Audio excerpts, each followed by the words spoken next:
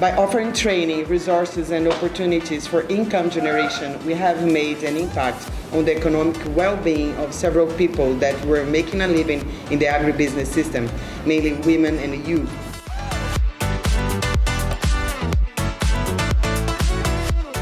We were so proud when we heard about how much we benefited, when they spoke about how much the financial, the budgeting aspect impacted on their lives, and they took ownership. Those who were just farmers, they took ownership of the term entrepreneur.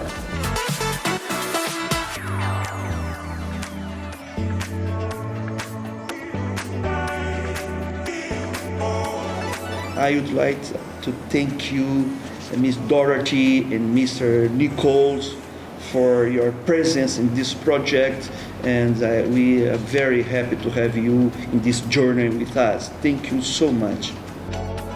On behalf of African Garden Juices in Harvesttown, I just presenting you this little token.